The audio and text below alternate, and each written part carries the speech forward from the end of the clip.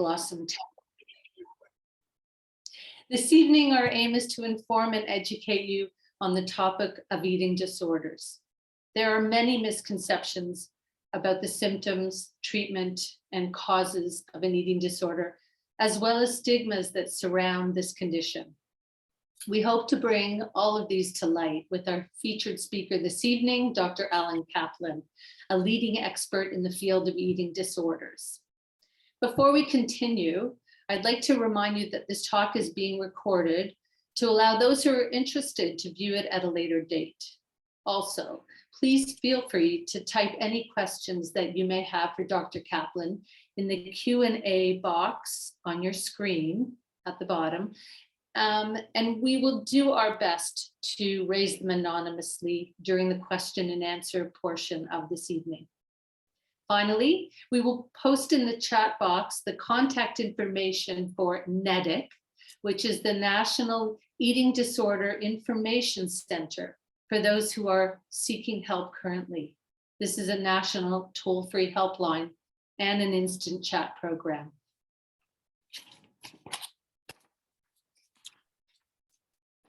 I think you'll see this now in the chat box. So please feel free to make note of this. Now I'd like to turn this over to Rabbi McCarroll, our new assistant rabbi at Holy Blossom Temple, to provide a Jewish lens on this topic. Rabbi.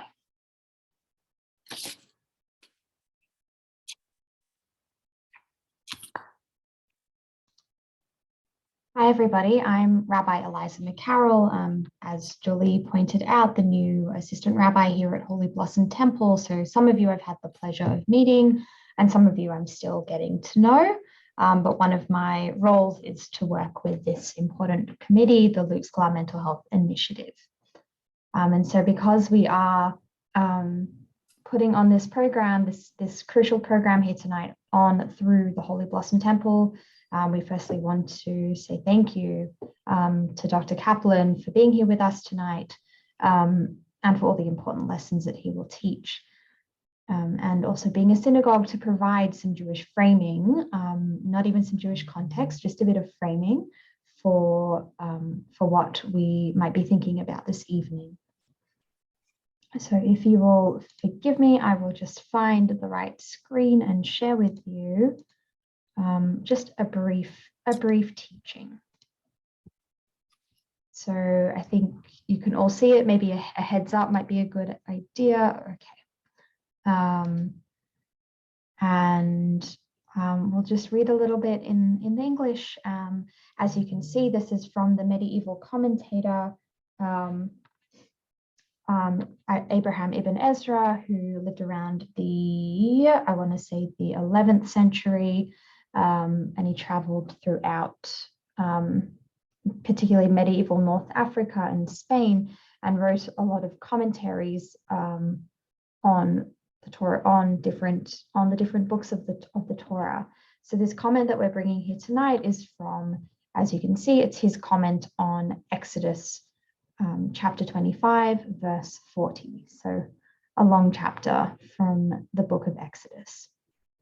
So Abraham, the author, referring to himself, says, "We know that the power of the soul is all over the body. However, there are places in the human body, such as the eyes or the nose, that are more sensitive than others because of the nerves that go out from the brain. The bones and liver are devoid of sensation. Now the heart is more receptive to the power of the soul than are all the other organs of the body. Many organs therefore serve it. Similarly with the glorious God. We know that God's glory fills the world. However, there are places where God's power is more manifest than in other places. This is so for the following two reasons. Divine manifestation varies in accordance with the natural makeup of the recipient and in accordance with the upper power that is above the receiver, so with God.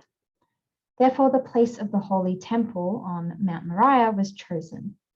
If God will give you wisdom, then you will understand the secret of the ark covering, and the cherubim, the cherubs which spread their wings. You will also understand the secret of the objects which were placed outside of the curtain, namely the menorah, the incense altar, and the table. You will also comprehend the secret of the objects placed outside of the opening of the tabernacle, namely the altar of the burnt offering and its utensils and the basin and its base. These objects served to honor God. I gave you these hints because I, meaning Ibn Ezra, gave you these hints because there are many people in our generations who think they are wise. Perhaps they will mock my words. He who knows the secret of his soul and the makeup of his body is able to understand the workings of the upper world. This is so because man is a microcosm. Man was the last thing created by God when God created the earth. Let this serve as a sign. He began with the largest and finished with the youngest. So just to briefly point out a couple of things, which is, as you might be seeing, this connection, there's this connection between sort of what we are talking about tonight and this idea of literally, this is where we get the phrase, to treat the body as a temple, right? It's making this connection between, making our bodies a place that honor God, and it gives this metaphor of the holy temple on Mount Moriah during biblical times. And if you are understanding your body, if you have a balance in your body, then you are also understanding these secrets of the upper realm, and in that way you are honoring God. And it brings this connection from the body to the rest of the physical world, saying that there are some places in our body that have different makeup, that are have different sensitivities. And it talks about, the nose is particularly sensitive, but the bones are devoid of sensation. And so it was this whole idea of this balance and honoring God. And so, as I said, this is where we get the saying, to treat the body as like a temple. And when thinking about what we are talking tonight with when we're discussing eating disorders, and this whole idea that there are misconceptions about eating disorders, and one of the and we're going to hear many more insights from Dr. Kaplan about them. What I was really thinking about was this idea that eating disorders really affect not just the mind, and of course this is a mental health event with the Luke Scholar Mental Health Initiative, but also the body in a profound way, which Dr. Kaplan will talk about and is far more expert on than any of us. And when thinking about this profound impact on the body that an eating disorder may have, and when we're thinking about this framework of the body as a temple, it might be an indication that this microcosm is off for multiple reasons, which again, Dr. Kaplan will go into. So this olam katan, you might see the phrase down here in Hebrew, this microcosm, this universe. This idea of each person is a universe with different sensitivities and different makeups. We have this idea that if somebody affected by an eating disorder, their microcosm, their universe may be off for many, many different reasons. And so it is my hope, and it is at least in part our task tonight, that in learning more together, we're able to play our part to understand a little bit better about helping to get our worlds, or the worlds of those who we love, who may be affected in this way. And even just because we might care about the issue itself, we hope that we can get our universe, our worlds, our olamim ketanot back into balance and back into that sacred space of honoring God that they and we deserve. So I'm sure that we're going to learn a lot, and we thank Dr. Kaplan for being here tonight, and we thank the Luke Scholar Mental Health Initiative for hosting this event.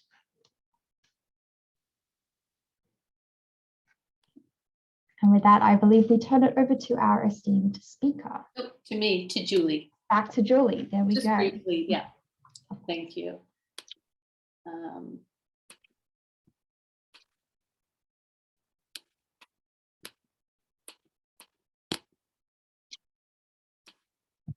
If I can say one thing about my own learnings and teachings, Rabbi, I'll reveal my own background as a rabbi's son and a graduate of yeshiva. I found a notation in the Babylonian Talmud, Baba Kama, page 22. Ha'ochez bebulmot, one who gets seized by bulimi, It's the first written documentation of bulimia some 2,000 years ago. And the issue that the rabbis addressed was somebody under the grips of what they call this episode of bulimia, ate unkosher food. Are they responsible for their behavior? And it's a very interesting discussion back and forth, as much of the Talmud is. But just to show you that this material dates back, thousands of years. We're not talking about recent events. So I'll leave it at that before I get into my formal talk. But thank you, Rabbi. Great. Okay, so thank you, both of you. Thank you, Rabbi McCarroll, and of course, Dr. Kaplan, on your Jewish framing of this topic. Rabbi McCarroll, we look forward to your support and guidance as we continue to bring to our Holy Blossom community informative and current information on various mental health issues and disorders. I'd like to now introduce Dr. Kaplan. It gives me great pleasure to do so. Dr. Kaplan is currently a senior clinician scientist at the Center for Addiction and Mental Health, CAMH, and professor of psychiatry in the Temerity Faculty of Medicine, University of Toronto. His research over the past 40 years has focused on innovative treatment approaches for eating disorders and in the neurobiology and genetics of anorexia and bulimia nervosa. He's published over 200 peer-reviewed journal articles, 2 books, 60 book chapters, and over 250 abstracts. He was the inaugural chairholder of the Loretta Ann Rogers Chair in Eating Disorders at the Toronto General Hospital, and the first endowed chair in eating disorders worldwide. He's been a co-investigator of several multi-site drug trials investigating drug treatments for anorexia nervosa, and currently he's involved in clinical development and on the board of 2 pharmaceutical companies that are at the forefront of new approaches in the area of psychedelic medicine. I'm sure we'll hear a little more about that this evening. So at this point, I'd like to welcome Dr. Kaplan. Thank you, Julie. I'm just going to get my slides up, Mhm. which for me is a technological challenge. Aha. Can people see that then? Thumbs up. Okay, I'm going to take you on a bit of a journey through eating disorders in a relatively short period of time. I may skim through some slides and focus more attention on others. And I believe there's time at the end for questions. So the question is, what's an eating disorder? So an eating disorder requires 2 characteristics. The presence of disturbed eating behavior, that's the obvious one. That's the one we all know about, whether it's self-starvation, binge eating, laxative use, over-exercising, a whole bunch of behaviors associated with eating disorders. But more importantly, the presence of characteristic psychopathology. That's a disturbance in the way people think, feel, and perceive the world. That's what makes these illnesses psychiatric disorders. It's not just the disturbed behavior, but it's the characteristic psychopathology. The question that's often asked is, where do you fit obesity in this? Is obesity an eating disorder, not an eating disorder? And the DSM committee that conceptualizes diagnoses for psychiatry decided in the last iteration that in fact it's not an eating disorder. It's best conceptualized as a complex, heterogeneous, multi-determined metabolic disturbance. And it's not an eating disorder because if you took 100 obese people and interviewed them at the corner of College and Queen's Park, they would not meet these criteria. In other words, the majority of them would not have a disturbed eating behavior, and the majority of them would be psychologically healthy. That may be a surprise to you. That's one of the myths, that people who are obese overeat. That's not true. And I can get into that in more detail later.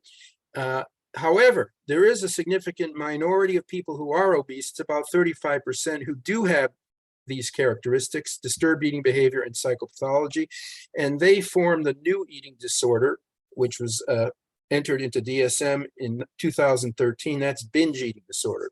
I'll say a few words about that in a minute. So anorexia nervosa, what's anorexia? It's been around in medical literature for 400 years. It's not a new illness. So it's people who essentially self-starve at the expense of their well-being in every area of their functioning. As they lose weight, they get increasingly fearful of weight gain. So there's a counterintuitive aspect to it. Their body image becomes even more disturbed. They have a characteristic body image where they see themselves as fat. And as they lose more weight, they see themselves as fatter. And of course, this caught my attention in 1978 when I was an intern in medicine.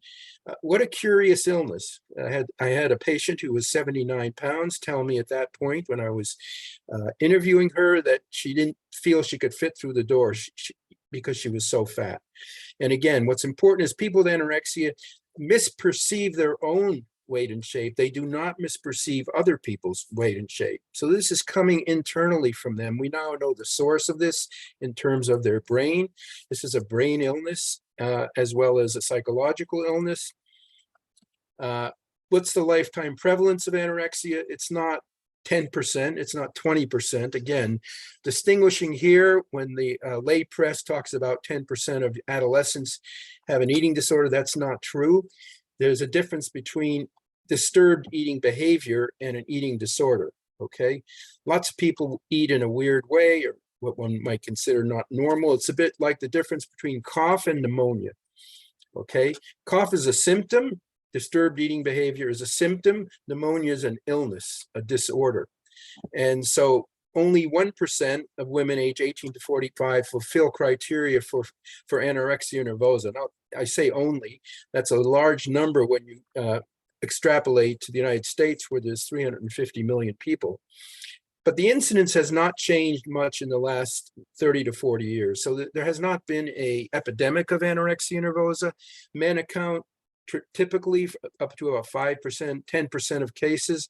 What's important about anorexia, it has the highest mortality rate of any psychiatric illness. You take 100 people with anorexia nervosa and you follow them for 20 years, what happens to them? 40% will recover. They will have no symptoms that you could elicit. 40% will still struggle with symptoms, but be able to function, have some degree of a quality of life, be able to work, maybe be able to get married, maybe be able to have kids. 20% will be chronically disabled and unable to function. And of that 20%, 15% will die. And they die because of suicide or the medical complications of anorexia nervosa. It's a devastating illness. And don't let anyone tell you otherwise. So bulimia nervosa is the second major eating disorder. It's binge eating with purging. And just a point of note, so anorexia comes in two forms, subtypes.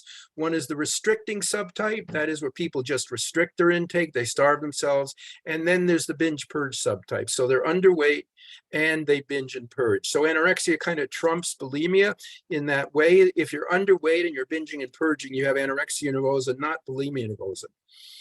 Bulimia nervosa occurs at a normal weight. It's recurrent episodes of binge eating. And again, a binge is not eating an extra piece of cake or an extra piece of pie. It's eating an enormous amount of food. We're talking about, 2,000-3,000 calories within an hour. If you ever had the opportunity to watch someone binge, as I have in my clinical work, it looks grossly abnormal. There's no way that you would characterize that as normal eating. These people lose control over their eating during the time they're binging. They recurrently use inappropriate compensatory behaviors, usually vomiting, but sometimes misuse of laxatives, diuretics, fasting, or excessive exercise. So they counteract the effects of the binging. That's important in a minute. You'll see why. And that this occurs on a frequency of at least once per week for 3 months. Why do we have a frequency? Because binge eating per se is not an uncommon symptom amongst people. People lose control of their eating occasionally. The critical question is, at what point of frequency does the psychopathology kick in? That's the important point. And we now know that that's binge eating at least once a week for 3 months. And as I said, anorexia kind of trumps bulimia. So if someone's underweight and is binge eating, they have anorexia, not bulimia. Bulimia is more common than anorexia. About 2% of women age 18 to 45, and men again account for 10% of cases. It is bulimia that has increased dramatically in prevalence through the 80s and 90s. This has now leveled off in the 2000s. What's interesting about bulimia is that it has high morbidity. That is, it takes a toll on people, but it doesn't necessarily lead to their death. Binge eating disorder is the third eating disorder. We have three major eating disorders. It's the new player on the block, as I said. So what is it? It's binge eating without compensation. That's why I emphasize the vomiting. So these people binge eat, but they don't do anything to compensate the effects of their excessive caloric intake. As a result, they more often than not end up being obese. So it's this group, as I noted earlier, that's the obese group that have binge eating disorder. And I won't go through all of the symptoms, but they seem to have no control over their eating. They don't have normal satiety cues. They eat more rapidly than normal. They eat even though they're uncomfortably full. They eat large amounts of food even when they're not hungry. And they have a lot of self-disgust and feel guilty and shame about their behavior. The binge eating again occurs at least once a week for 3 months. And this is in red is what characterizes the difference between binge eating disorder, otherwise known as the acronym BED. It is not associated with recurrent use of inappropriate compensatory behavior and does not occur exclusively during the course of bulimia or anorexia. This is the most common eating disorder. So the lifetime prevalence is about 3%. So the take-home figures, easy to remember: 1% of women 18 to 45 have anorexia, 2% of women have bulimia, and 3 to 4% of women have binge eating disorder.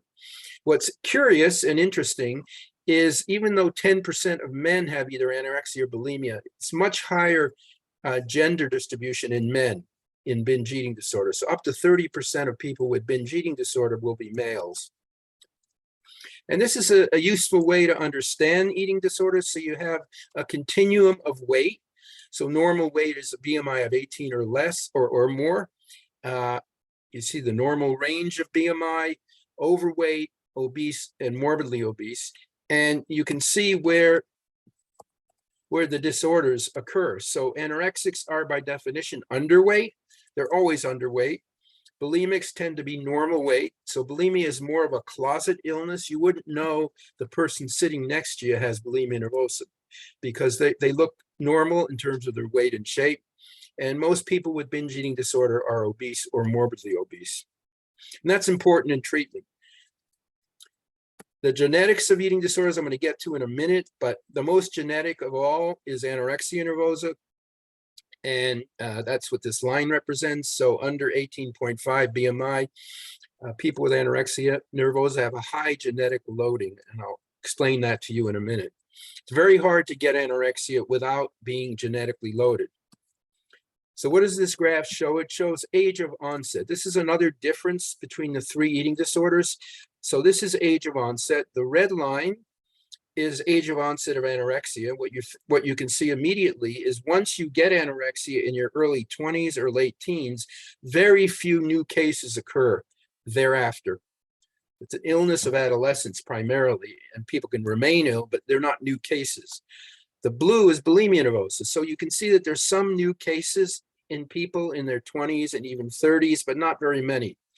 What differentiates binge eating disorder is the fact that new cases occur through the 20s, through the 30s, through the 40s, and even the 50s. So the age of onset is quite different for the three eating disorders. This is a wordle that kind of gets you into the head of people with eating disorders, words that come to mind. And I just want to point out the common words that come forward: shame, guilt, lots of feelings of shame and guilt that these people struggle with. Overeating, disgust, and that's important because that's a major factor in their disability. Now, Julie asked me to say a few words about, is there anything unique about the Jewish community? So I will do that now. And there's a lot of misinformation about this in the press. What I'm going to tell you is from the very, very few studies that have been done and my own clinical experience. So some studies, not all studies, okay, and there's one study that actually shows that being a Orthodox Jewish protects you from an eating disorder, very much like what the rabbi was talking about. So the Jewish religion, the Orthodox religion, teaches us that the body needs to be cherished and nurtured and taken care of, that it's actually a sin to starve oneself. And so that, you might think, would be somewhat of a protection against developing an eating disorder. But most studies suggest there may be greater prevalence of eating disorders in the Jewish community, particularly the Orthodox Jewish community. One study in a Brooklyn Orthodox community, 5% of adolescents had an eating disorder. That's much higher than, it's 1% in the general population. What might be the reasons for this? You might even come up with some yourself.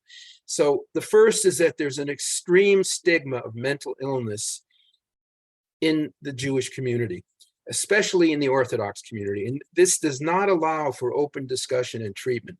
And this comes into play when you talk about the whole idea of marriageability or shidduchim. So having an eating disorder would knock you off of any preferred list, if you want to look at it that way.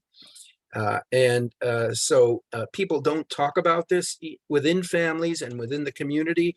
It's hidden, it's buried, and that's a big problem, because if you hide or bury the illness, you're not going to be able to access treatment for it. One could view it as a coping mechanism to deal with unpleasant feelings. Self-starvation or extreme dieting is perceived as maybe more socially acceptable than other behaviors that we don't see that often in the Jewish community, such as drug abuse. There is an overemphasis on appearance and an anti-obesity culture in many Jewish families. By the way, even though there's talk and it's been written about, there does not appear to be a greater incidence of eating disorders in children of Holocaust survivors or even grandchildren of Holocaust survivors. So that does not stand up to scrutiny. And we all know that there's an undue focus on food and eating in the Jewish tradition. We just came out of Sukkot, and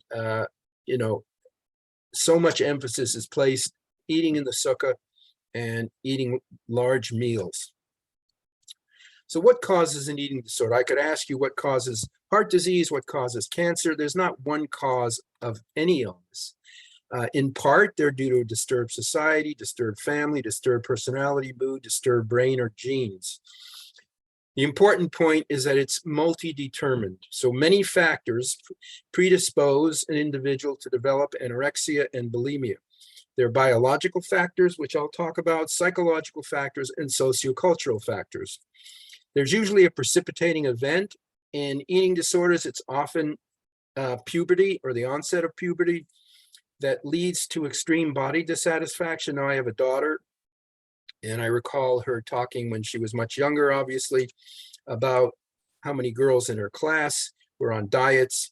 So it's not atypical for a young adolescent girl to go on a diet. What's atypical is most healthy young girls will stop dieting, because restricting your calories does not make you feel very good. You're going to get irritable. You're not going to be able to sleep. You're going to find that you're bloating. So most young girls will say, I'm doing this to feel better. I don't feel better. What's the point of it? And we'll stop the diet and we'll stop restricting. However, those that go on to an eating disorder will continue to starve themselves, lose weight, and develop what's called the starvation syndrome.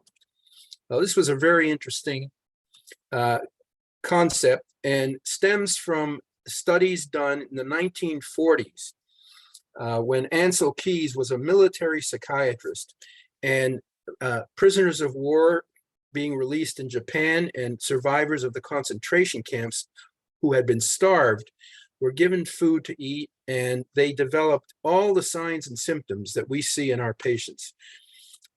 They when they were being starved, and 36 conscientious objectors were asked to participate in this study. So they were brought to a military compound in Minnesota. That's where Keys worked. And he said to them, we want to find out why these survivors of concentration camp and prisoners of war ate in such a strange way. So we're going to starve you. This is a completely unethical study. Could never do this study now. They took 36 men, healthy men, age 18, and they put them on a third of their caloric requirement. That is about 1,200 calories.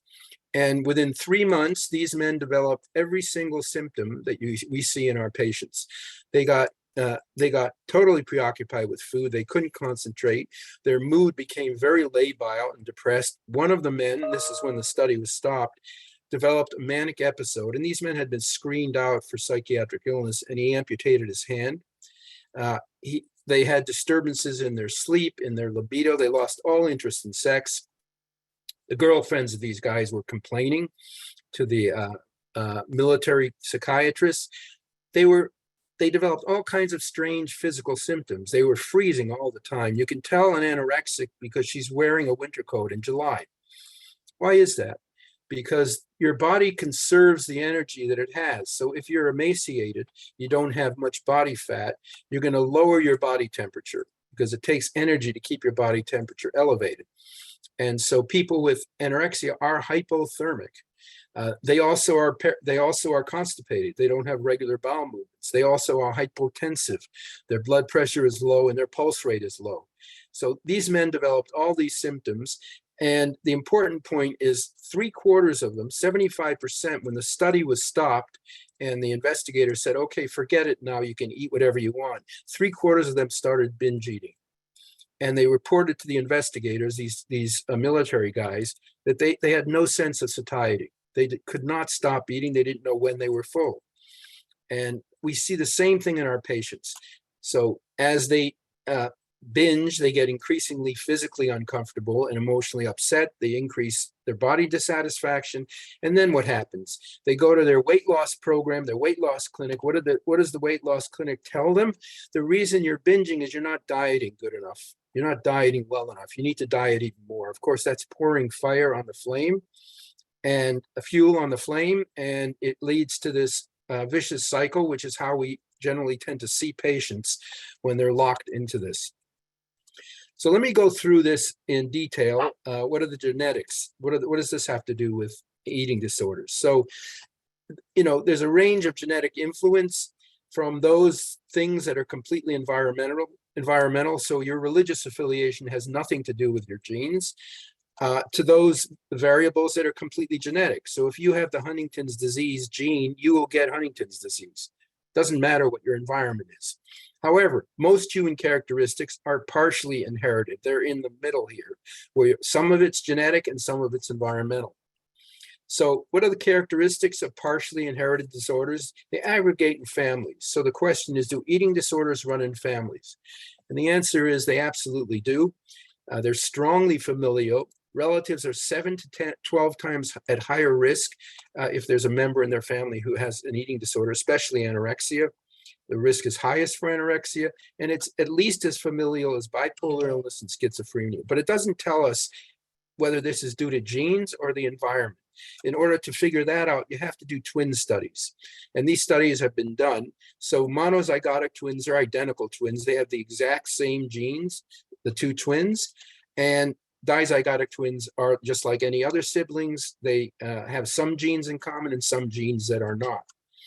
And you can prove that something is genetic if you show that the concordance rate, that is, that in the identical twins, the rate of an illness of the sister of an affected twin is much higher than it is in non-identical twins. And that, in fact, is the case for anorexia. So if you're an identical twin and your sister has anorexia, you have a 70% risk of getting anorexia nervosa. That's huge. That's at least 7 times greater risk than if you're just a regular sibling. And if 1% is the rate in the community, you see how much greater that risk is. And so there's no question that there's a genetic component to eating disorders, and you can see the same figures for alcoholism, bipolar illness, schizophrenia, panic disorder, etc. So the concordance rate in identical twins is much higher for anorexia nervosa than it is in non-identical twins. So if you look at identical twins, what are the sources of resemblance and what are the differences? So obviously, if you have the same genes, that's something that you are very much like your co-twin, and you're sharing the same environment as your co-twin. However, you may have experiences where you don't have a shared environment. And the example that brings that clear is if there's a family with two twins, they're both 8 years old, two girls, the parents take one of the girl twins out for dinner and they leave the other girl twin with a babysitter, a male babysitter, and that male babysitter molests that twin. So that's a non-shared environmental risk. We know that childhood sexual abuse is a risk factor for an eating disorder. So one twin has been exposed to that event and the other twin has not. So that raises that twin's risk of an eating disorder quite dramatically. So what do these studies tell us? 50 to 80% of the variance in liability to eating disorders is due to additive genetic factors. The impact of shared environment is not that substantial, and anorexia and bulimia appear to be markedly heritable. Some other biologic factors. So why are eating disorders more common in women? That's always been a question that I never got a satisfactory answer to until about 10 years ago, 15 years ago, when a study done by Paul Cowan in England clarified why this is the case. So if you take a group of women and a group of men, healthy women, healthy men, you deplete their intake of tryptophan. Tryptophan is the precursor for serotonin. Serotonin is a neurotransmitter that regulates appetite and many other things. What happens to the serotonin in the brain? So you're not taking in any tryptophan, which you need to produce serotonin. In women, the level of serotonin drops precipitously. In men, there's absolutely no effect. So what's the point? The point is that brains of women are much more sensitive to dietary manipulation than are the brains of men. And there's a whole bunch of reasons for that that have to do with sex hormones, progesterone, estrogen. Every woman knows how their appetite changes with their menstrual cycle and during pregnancy. Men don't go through those same changes. So it's women who shouldn't be dieting and restricting their carbohydrate intake, which again would then lead to lower serotonin, that are at greatest risk for developing eating problems. So let's talk about the psychological predisposing factors. I don't have time to go into this in great detail, but young girls, and you can tell even before they ever develop any symptoms, struggle with issues of self-esteem, autonomy, sexuality. What do I mean by this?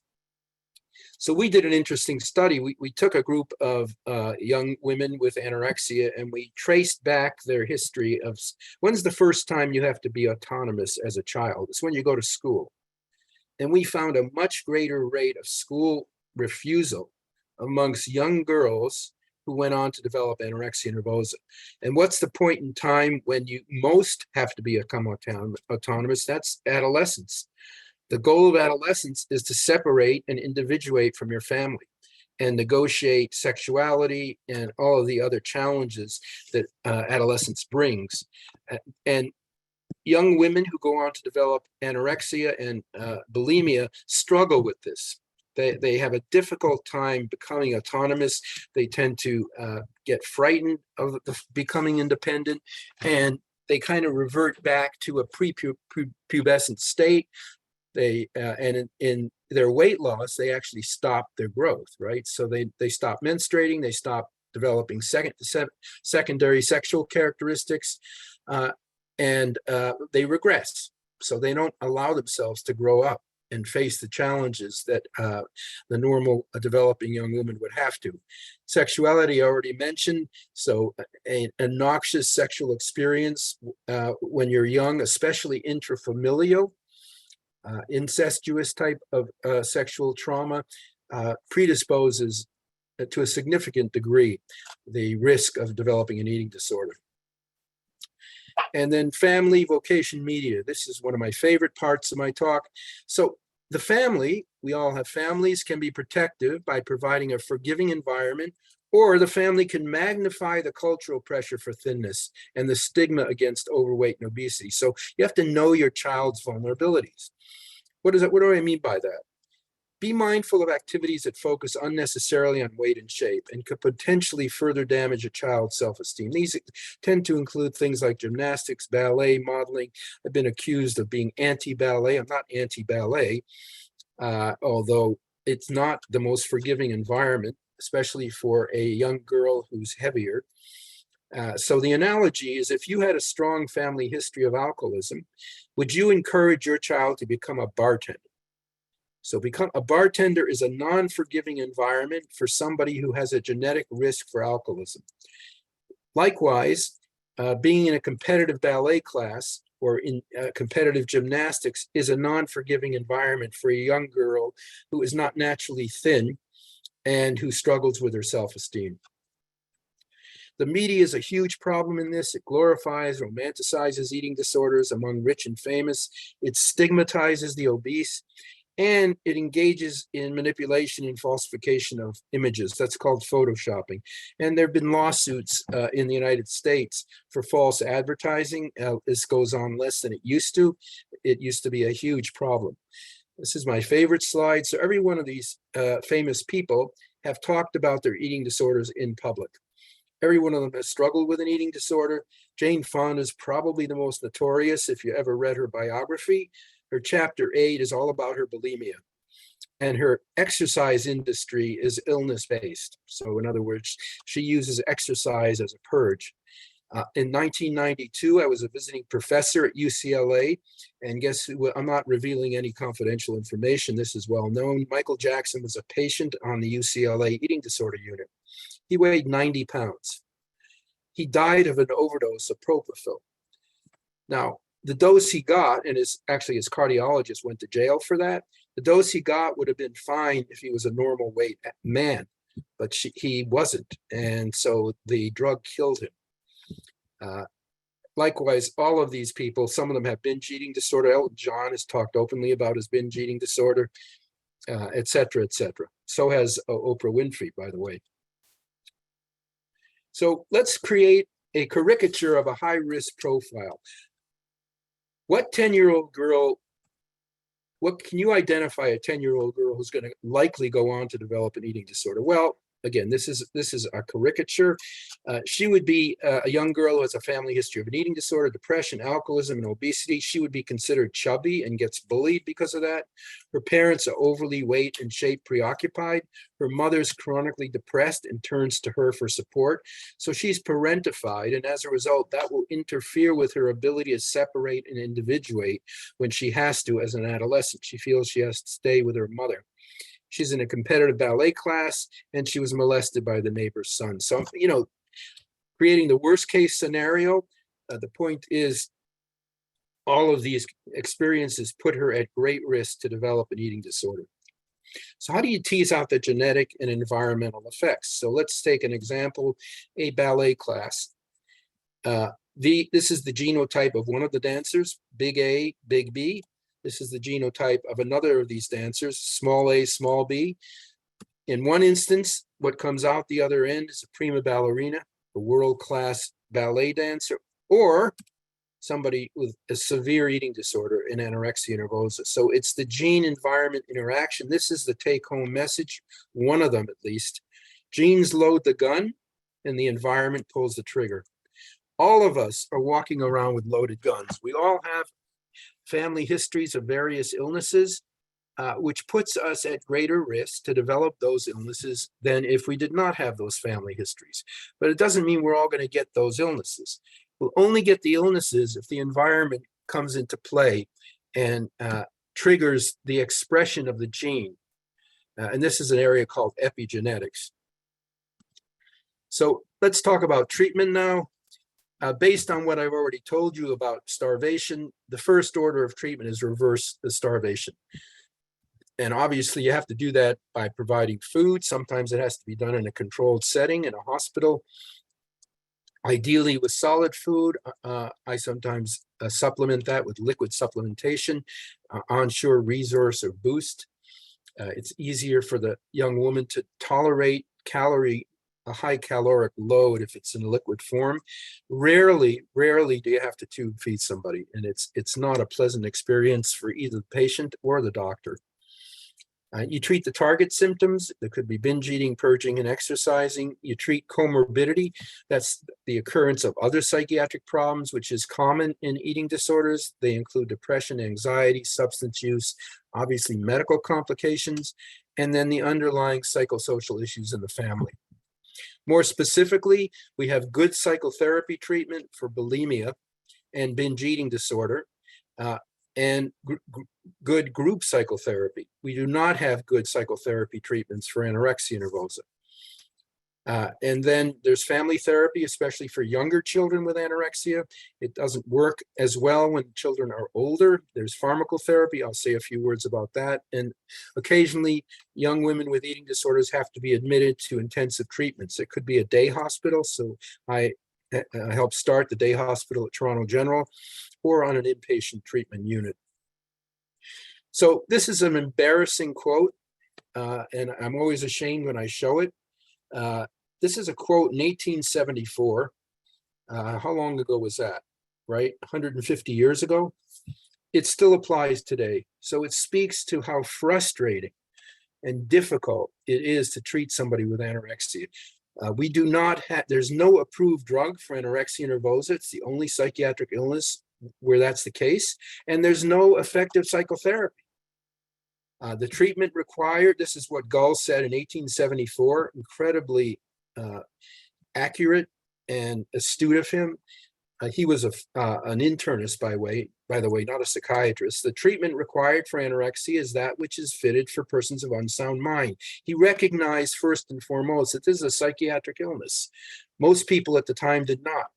Patients should be fed at regular intervals, the importance of regular nutrition, surrounded by persons who would have moral control over them, relations and friends being the worst attendants.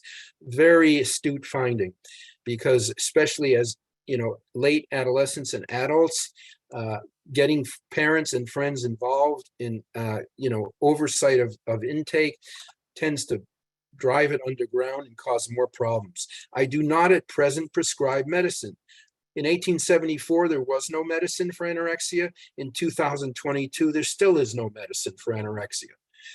And I've spent virtually my entire career working in clinical trials, trying to develop an effective drug treatment for anorexia, and we do not have it yet. The nursing and food are more important than anything else. It's a powerful statement. If you were to develop a drug for anorexia, it would have to promote weight restoration, weight maintenance, treating the core symptoms of anorexia. What are the core symptoms in anorexia? They're disturbances in cognition, in affect, and in activity. So anorexia is a mobility disturbance. People with anorexia cannot sit still.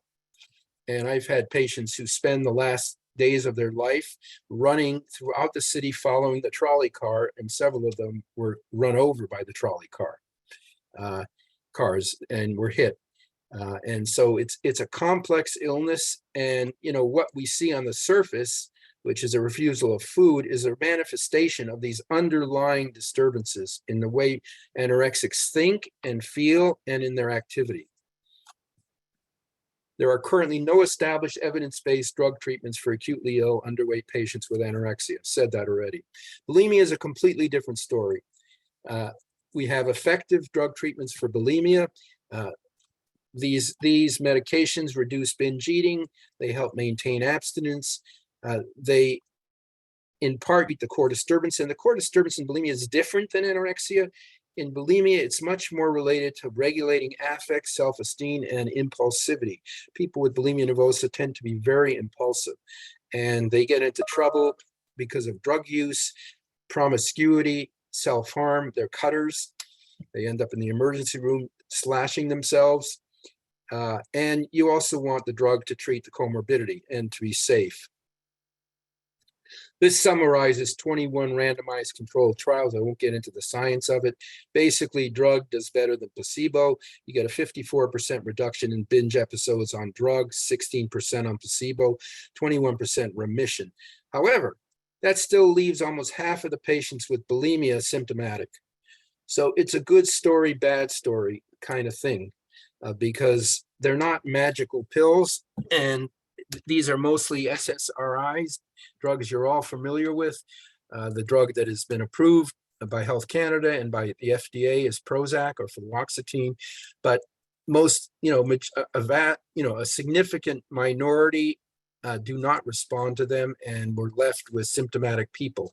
And so we need to find better treatments. Psychological treatments for bulimia work well. It's cognitive behavior therapy. And you can get most people, if you know what you're doing, through cognitive behavior therapy to remit in terms of binge eating after about 6 months of treatment. First, you have to deal with the behavioral symptoms to get those under control.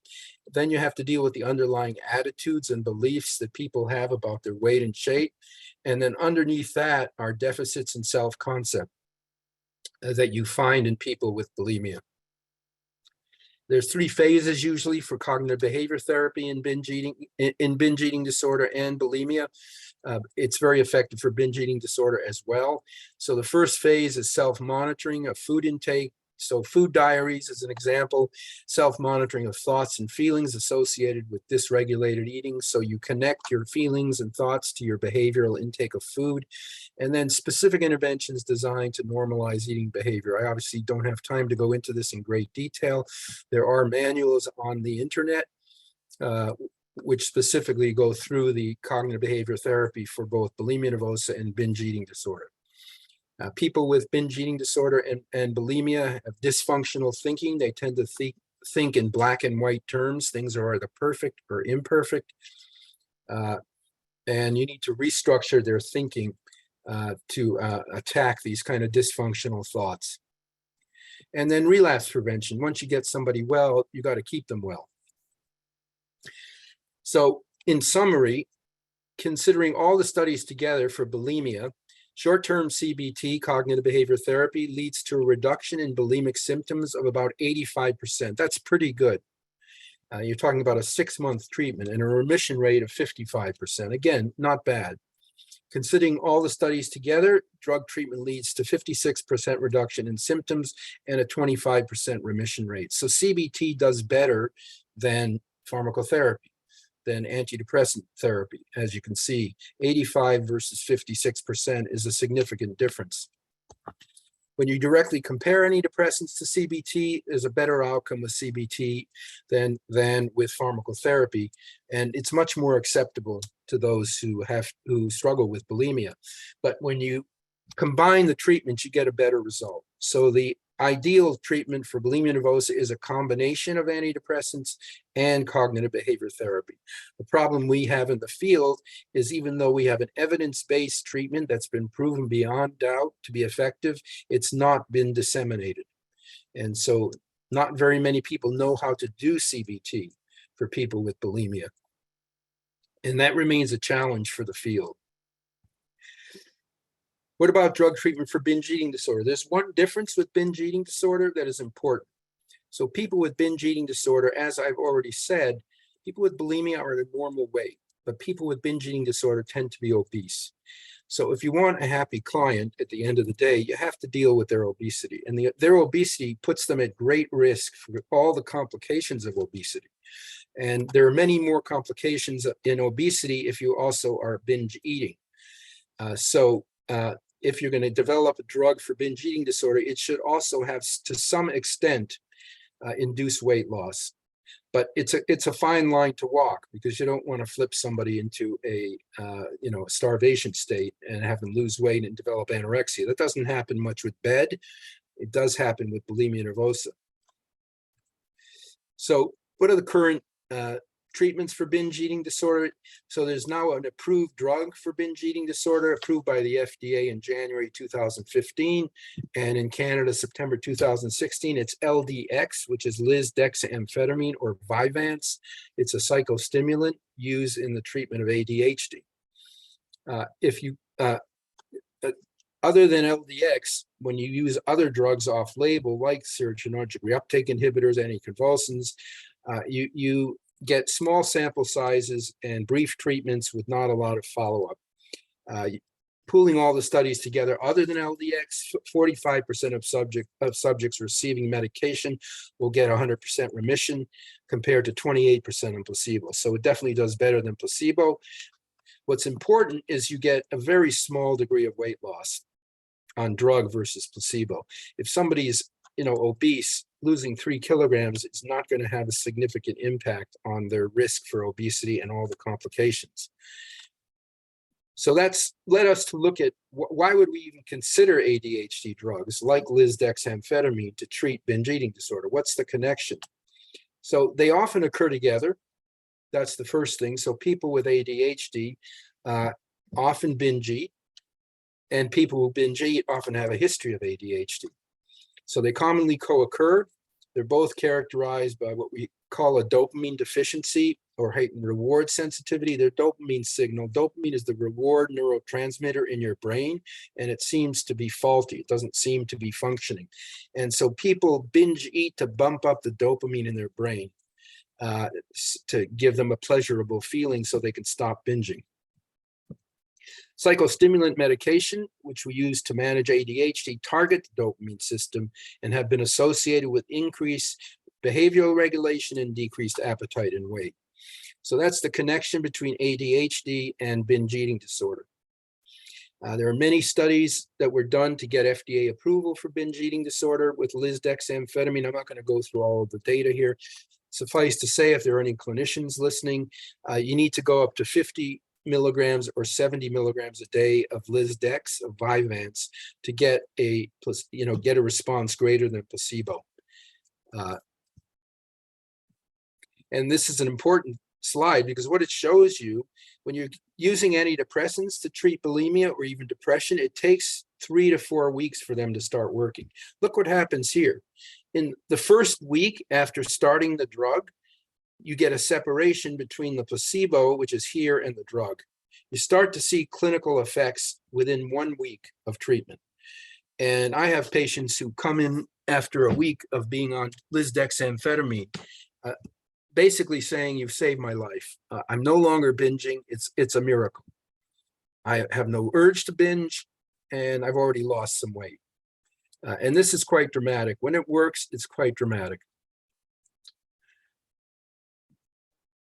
And all of these studies led to approval by the FDA of Vyvanse for binge eating disorder. We did our own study. I did a study at CAMH looking at Concerta, which is long-acting Ritalin. We had 51 women randomized to drug, and at the time, CBT was the gold standard. So we compared people randomized to Concerta or to CBT. And what did we find? So blue is the drug, red is the psychotherapy. And after 6 weeks, no difference. Both the drug and the psychotherapy were effective in reducing binge eating. That's what this shows. However, what about weight? So if you look at the drug versus psychotherapy, there's a dramatic loss of weight on the drug. It's about 4 BMI units or 3 BMI units. There's no weight loss on the psychotherapy. And again, I've already alluded to this.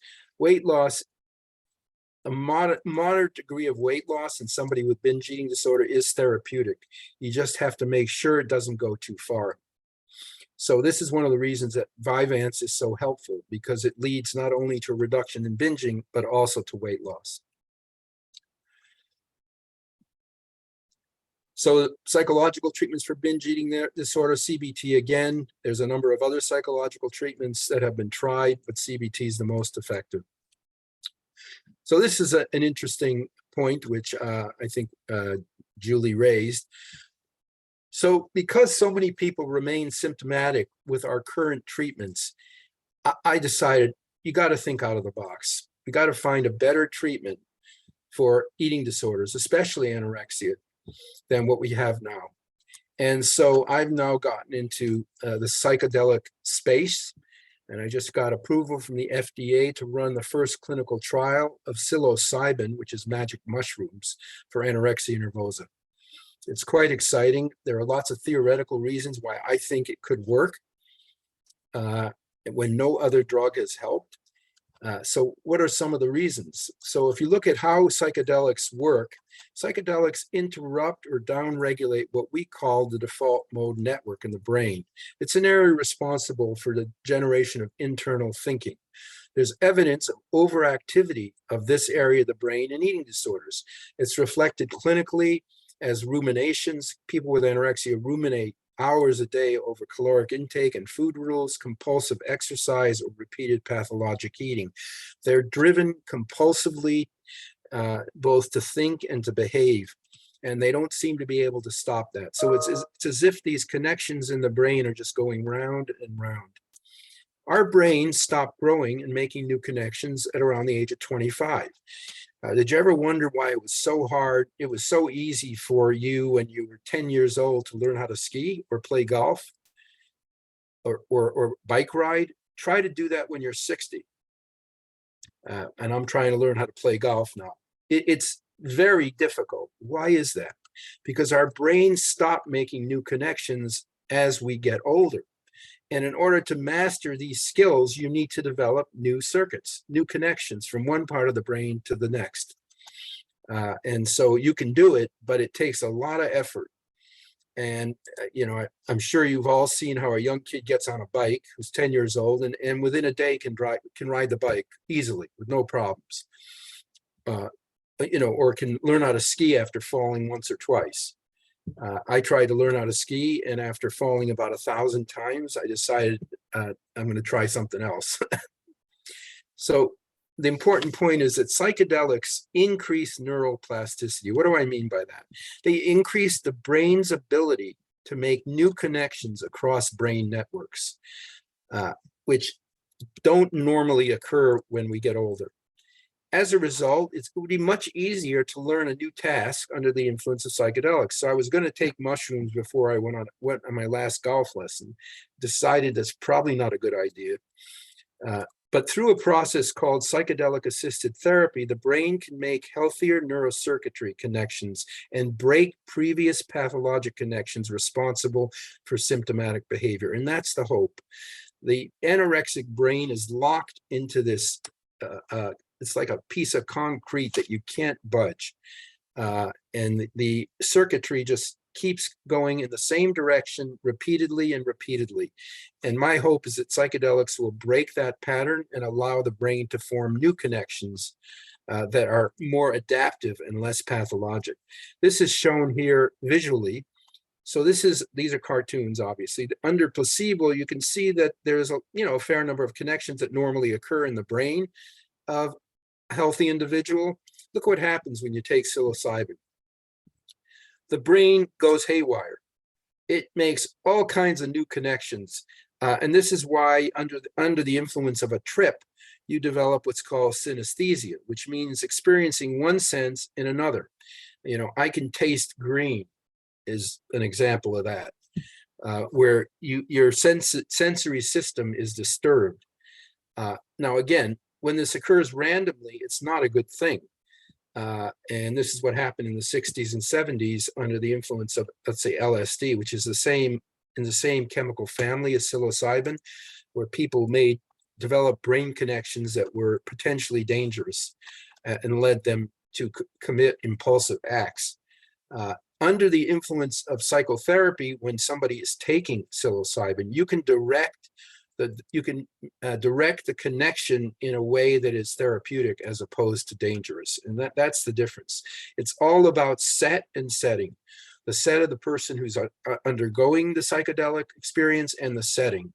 And the worst place to take a psychedelic is in the middle of a rock concert, right? So you want to decrease the stimulation. It's quiet.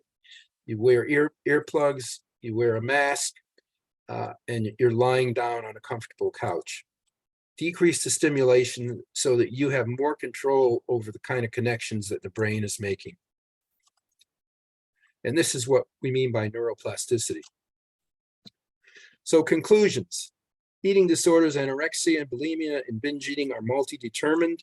A risk factor model best explains the etiology of these conditions. The prevention of psychological and sociocultural risk factors should be a high priority. We can't do anything about our genes. We can certainly do something about the environment that we put our kids in and ourselves. Bulimia and binge eating are more responsive to treatment, have a much better outcome than anorexia and nervosis. So 80% recovery for bulimia versus 40% for anorexia over the long term. And finally, thinking out of the box, promising new approaches include psychedelic treatments as adjuncts to psychotherapy. Clinical trials are now underway. Thank you very much. Thank you, Dr. Kaplan, for this incredibly insightful and informative talk on eating disorders. It's likely that many of our listeners may have known someone with an eating disorder or perhaps have struggled with it personally. I hope this talk has armed you with some tools for recognizing and treating this complex disorder and has helped to dispel many of the myths associated with it. I'd like to turn this over now to the Q&A portion of the webinar. As you see at the bottom, there is a box for you to click on. I have many questions already, so I'll do my best to get to the most salient and applicable ones to our group. And thanks again for those who gave us questions in advance. So the most common one, Dr. Kaplan, is you have a friend or a family member, something's not right, they're losing weight to the point where it's just not a typical diet kind of weight loss. What's the first thing that you do? Yeah, as a friend, you in a non-judgmental way express your concern over the person's nutritional state. I mean, that's the first and foremost. Make it clear that you're there to support them if they want to talk about something or not. But the first act of anyone, a loved one, a parent, a friend, a sibling, is to make sure they're medically stable. And that's what differentiates eating disorders from all the other psychiatric conditions.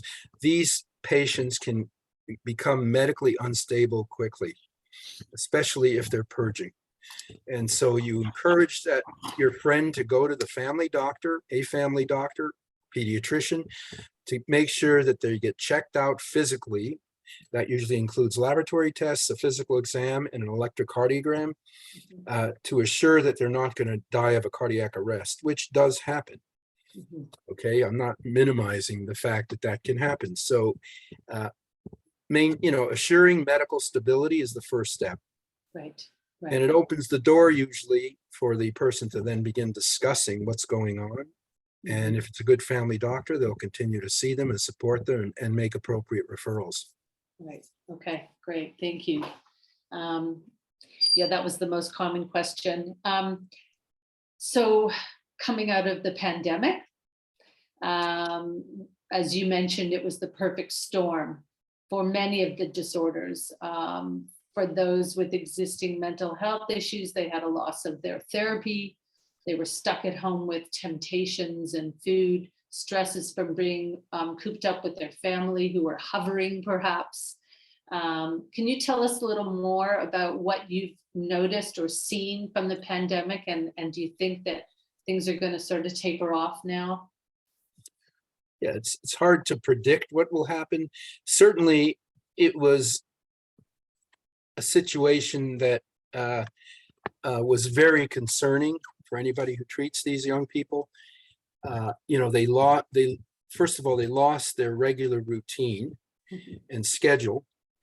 Many of them had to, stop going to school, stop working. They had to be sequestered at home. Home may be a good place or it may not be a good place.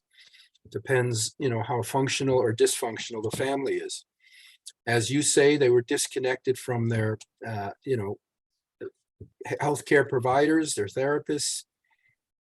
Interestingly, one of the things that people with eating disorders do not like is being in photos or being in movies, home movies.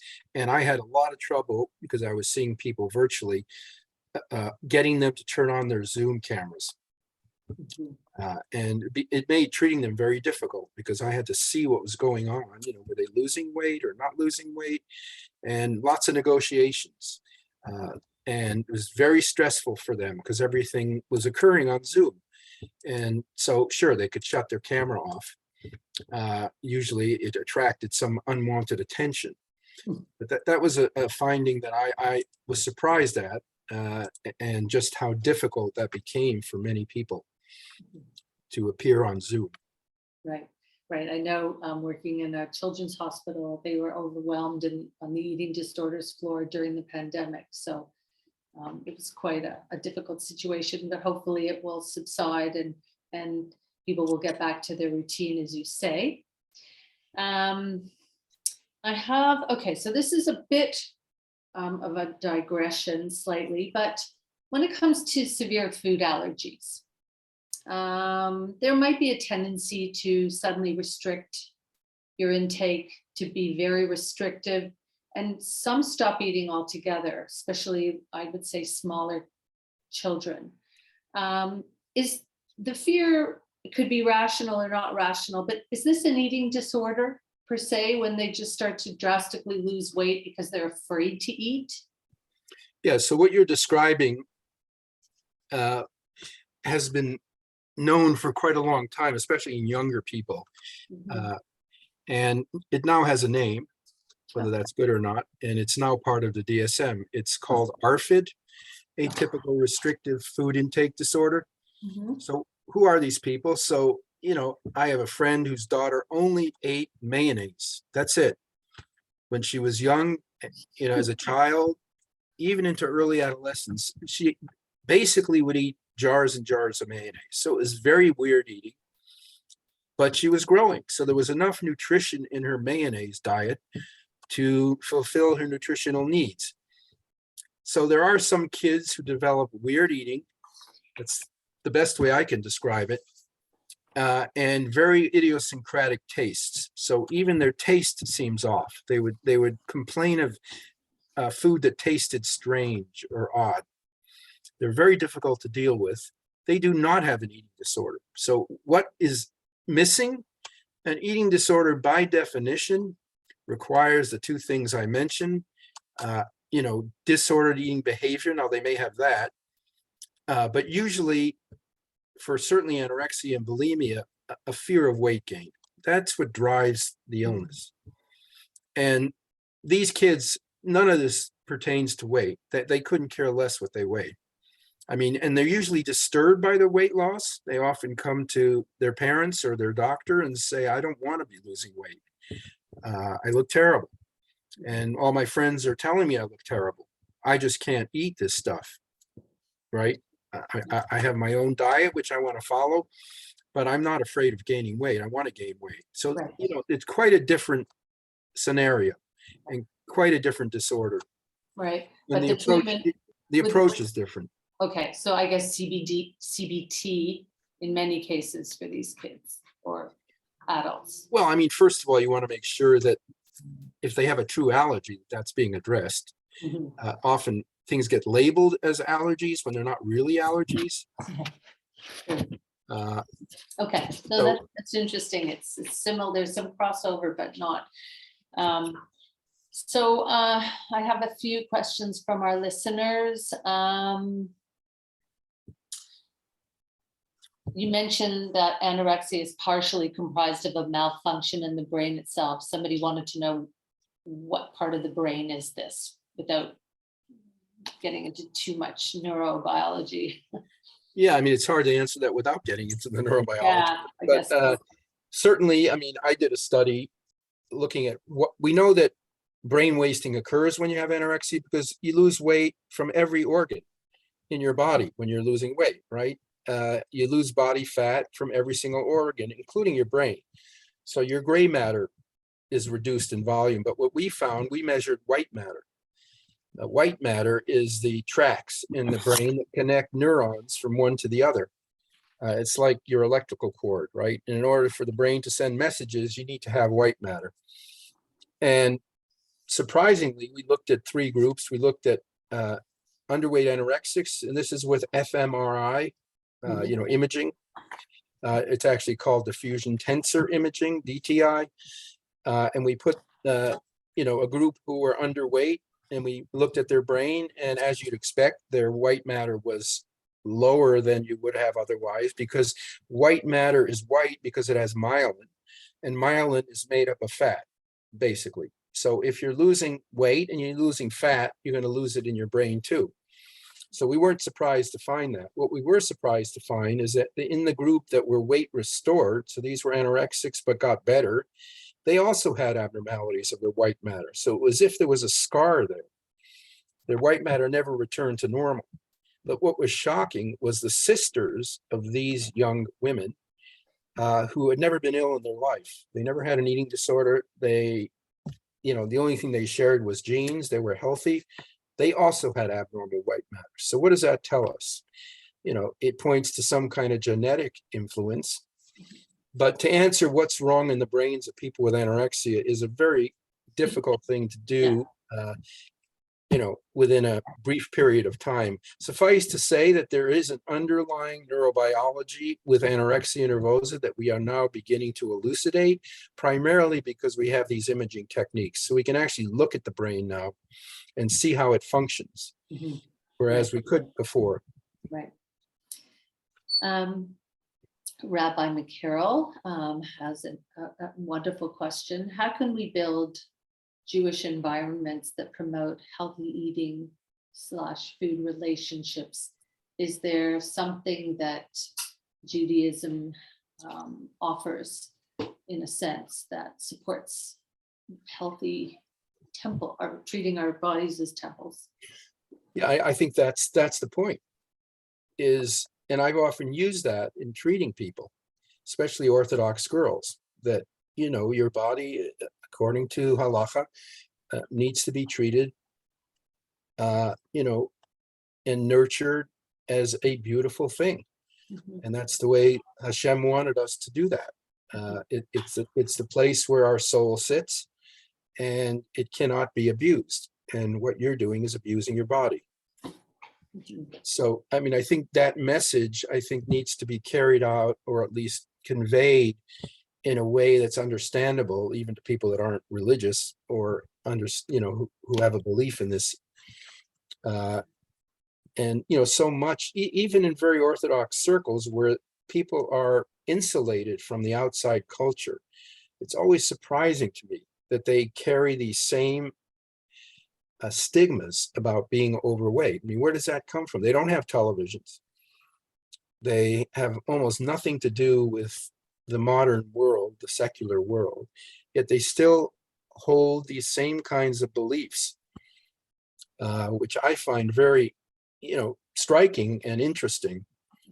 And again, it points to the fact that anorexia is not really a disorder of how you look.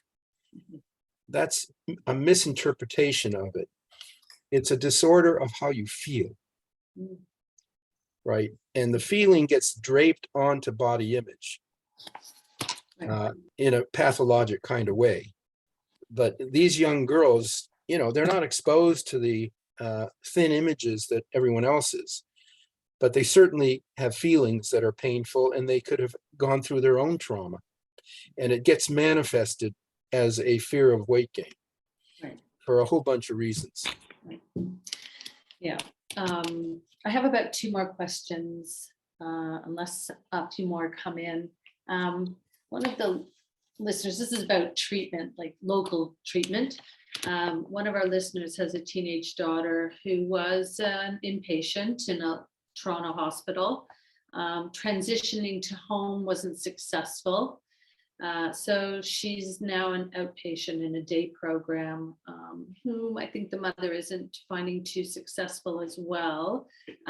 What can you speak about any outpatient programs that have shown to be successful? Some she mentioned are Phillips House, Sick Kids, and Ontario Shores. Do you know of any of these? Yeah, I don't want to, without getting into specifics, there's a dearth of treatment facilities. First, let's say that, okay, we do not have enough treatment facilities for people with eating disorders, and they require highly specialized settings, either inpatient settings or day hospital settings or outpatient. We just don't have enough. And, COVID was a big problem because a number of the services had to shut down, which made it even, made fewer services available. The only thing I would say to a parent, and it's very hard to hear as a parent, is that these illnesses tend to last over a long period of time. Now, eventually a lot of people recover. A lot of your kids are going to recover, but it might take years. And so don't get frustrated when they have a failure in one program or another. You have to have resilience. You have to have hope. And you have to work with your daughter or son, for that matter, on supporting them. But there's no easy solution, and the typical person might take 4 or 5 years to recover and may have to go through multiple treatments. And that's the nature of the disorder. But it's also the problem we have with anorexia, because we don't really have a treatment that we know is going to be effective for most people. So it's kind of a trial and error thing. Most of the programs are simply geared at getting the food in their mouth one way or another. And, you know, one hopes that's done in a empathic way, but sometimes you have to resort to things like tube feeding if you're going to save somebody's life. Are most of the treatment programs covered by OHIP, or generally are they private practice? Yeah, all of the hospital-based programs are covered by OHIP. There are many, many private practitioners who do good work, who charge, and most of them are PhD or master's level. You can't charge if you're an MD, that's the law. But a lot of the good therapy that's delivered is delivered by non-MDs who do good work, but who charge a fee, and it's not cheap. Okay. I'm sure that's something that a lot of our listeners would be interested in. I have a few other questions, but I think they require a lot of detail and scientific answers. So sorry to the listeners who I didn't get to. I think, unless I see anything last minute, I think we've really covered most of what we would like to cover at this point. So I just want to close by thanking you, Dr. Kaplan, immensely. You really helped to clarify the different types of eating disorders, how to recognize them, and as well how to find some help and support. As you see, the NEDIC is on the chat. There's also Sheena's Place. They are also a treatment support program that offers various types of support for people with eating disorders. I'd also like to thank Rabbi McCarroll, the Luke Sklar Mental Health Committee members for helping with this talk, Shelley, Lise, Doreen, and David Rosenberg, and all the IT people that helped, because we needed it. And after tonight's talk, you'll get a brief survey, hopefully tomorrow by email. Take a minute if you can to reply. It will help inform us as to how to best plan for future programs. In addition, you'll receive resources ranging from support programs to current papers and findings from Dr. Kaplan. Some of these will also be available on the Holy Blossom Temple website under the Luke Sklar Mental Health Initiative under groups and programs. Again, I want to thank everybody for joining us this evening. Be well and good night. Thank you, Dr. Kaplan, and thank you to the Luke Sklar Mental Health Initiative. Kol hakavod to all.